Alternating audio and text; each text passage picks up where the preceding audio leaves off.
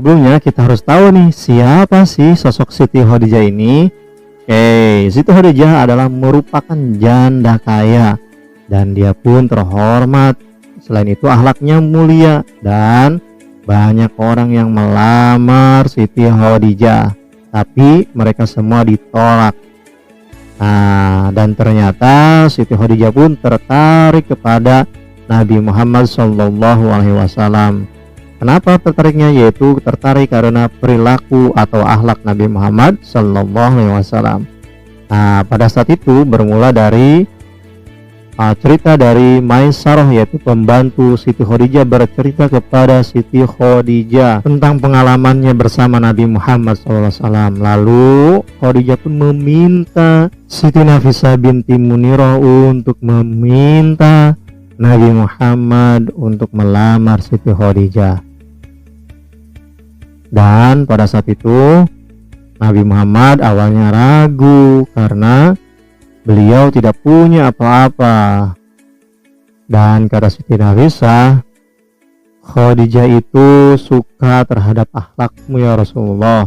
Lalu Nabi Muhammad pun meminta restu kepada pamannya Nabi Muhammad, yaitu Abu Thalib. Dan akhirnya pamannya Abu Thalib pun merestui Nabi Muhammad untuk melamar Siti Khadijah. Dan pada saat itu Khadijah berumur 40 tahun sedangkan Nabi Muhammad 25 tahun.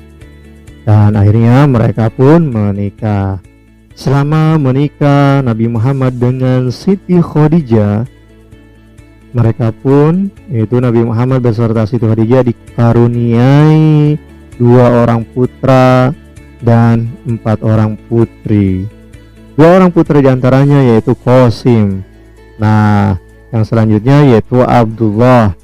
Nah, Qasim ini merupakan anak sulung atau anak yang pertama, dan sedangkan Abdullah merupakan anak bungsu atau anak yang terakhir. Dan mereka keduanya pun meninggal dunia.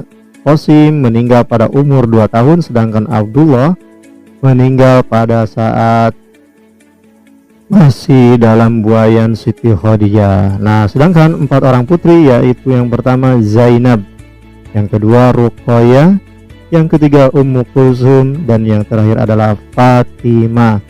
Nah, Zainab pada saat itu menikah dengan Abil As bin Rabi bin Abdisham, sedangkan Ruqayyah menikah dengan Utbah, Ummu Kulsum menikah dengan Utaibah, dan Fatimah menikah dengan Ali bin Abi Thalib. Nah, Ruqayyah dan Ummu Kulsum ini dinikahkan dengan anaknya Abu Lahab dan meminta Utbah dan Utaibah untuk menceraikan Ruqayyah dan Ummu Kulsum. Akhirnya Ruqayyah pun dinikahkan oleh Nabi kepada Utsman bin Affan, dan tidak lama kemudian Ruqayyah pun meninggal. Lalu Ummu Kulsum dinikahkan kembali kepada Utsman bin Affan, dan Utsman bin Affan mendapat julukan Zun Nurain, yaitu pemilik 2 cahaya. Nah, itulah putra putri dari Nabi Muhammad dengan Siti Khadijah. Pembahasan selanjutnya yaitu tentang usaha Nabi Muhammad dalam kemasyarakatan.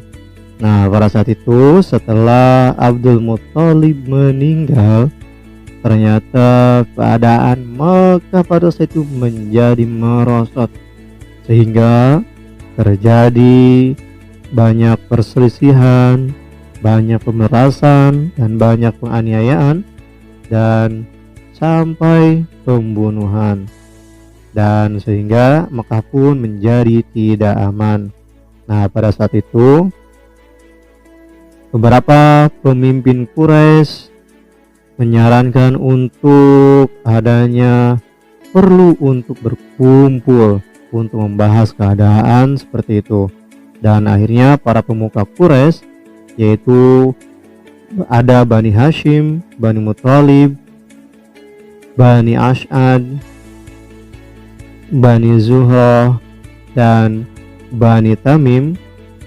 Kelima golongan ini adalah golongan yang paling terbesar, dan Nabi Muhammad termasuk menjadi perwakilan dari Bani Muthalib yang merencanakan untuk sepakat membela yang benar dan kesepakatan itu disebut dengan Hilful al-Fudul atau Hilful Fudul.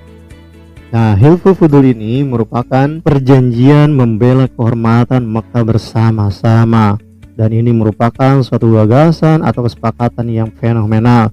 Dan pada saat itu Muhammad semakin dikenal di tanah Arab, dan apalagi pada saat itu pernah terjadi banjir yang mengakibatkan masyarakat untuk membangun lagi kota Mekah itu, terutama Ka'bah. Pada awalnya mereka bekerja sama dan akhirnya berselisih dalam peletakan Hajar Aswad. Lalu ada seorang yang bernama Abu Umayyah bin Mughirah al-Makhzumi memberikan saran untuk mengangkat seorang hakim yang jujur dan bijak dalam menyelesaikan permasalahan itu, dan membuat sayembara bahwasanya orang yang pertama kali masuk Masjidil Haram dari pintu Sofa atau Babu Sofa pada esok hari, maka orang itu akan diangkat menjadi hakim. Dan ternyata orang itu atau yang terpilih itu adalah Nabi Muhammad SAW, dan masyarakat pun sepakat untuk mengangkat Nabi Muhammad sebagai hakim. Dan solusi yang diberikan oleh Nabi Muhammad pada saat itu yaitu Nabi Muhammad menggelarkan sorban dan mengangkat Hajar Aswad, dan Nabi Muhammad meminta perwakilan setiap suku untuk memegang ujung sorban atau kain dan untuk dipindahkan ke Ka'bah, dan akhirnya permasalahan pun dapat terselesaikan. Keren ya, masih muda bisa mendapatkan ide yang cemerlang itu dan menyatukan berbagai macam kaum. Nah, kita simpulkan ya, karena ini udah masuk tahap akhir. Pada kesimpulan kali ini kita akan membahas dua, yaitu Nabi Muhammad pada saat menikah dan pada saat kemasyarakatan. Nah, pada saat Nabi menikah kita lihat dulu pada awal permulaannya, yaitu Siti Khadijah mulai tertarik dengan atau dari cerita yaitu Maisarah pada saat perjalanan dagang bersama Nabi Muhammad. Lalu Siti Khadijah pun meminta saudaranya yaitu Siti Nafisah binti Munirah untuk menyampaikan niat baik kepada Nabi Muhammad, dan akhirnya niat baik pun itu tersampaikan dan diterima. Dan Nabi Muhammad pun pada saat pernikahannya itu mendapatkan putra dan putri.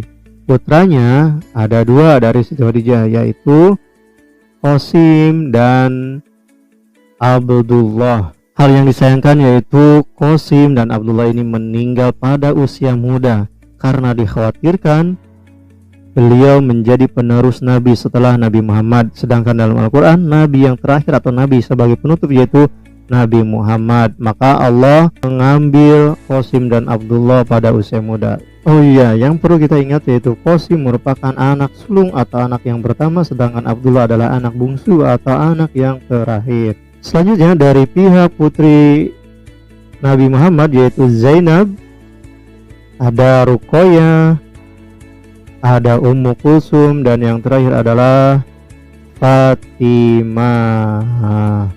Dan dari segi kemasyarakatan, Nabi Muhammad melakukan perjanjian Hilful Fudul dan menyelesaikan perselisihan Hajar Aswad. Nah, dari segi Hilful Fudul yang hadir yaitu Bani Hashim, Bani Muthalib, Bani As'ad, Bani Zuhrah, dan yang terakhir adalah Bani Tamim. Nah, pada perselisihan Hajar Aswad itu ada yang memberikan ide atau saran, yaitu yang bernama Abu Umayyah bin Mughirah al-Makhzumi. Nah, beliau memberikan ide untuk mengangkat seorang hakim, dan terpilihlah Nabi Muhammad sebagai hakim untuk memberikan solusi dalam perselisihan Hajar Aswad dengan menggelarkan sorban Nabi Muhammad dan mengangkat Hajar Aswad ke dalam sorban itu, dan pada ujungnya ditarik oleh perwakilan. Nah, ini diambil dari KMA 183 dari buku Toha Putra 2016. Mohon maaf atas semua kesalahan, semoga bermanfaat. Dari saya cukup sekian. Wassalamualaikum warahmatullahi wabarakatuh.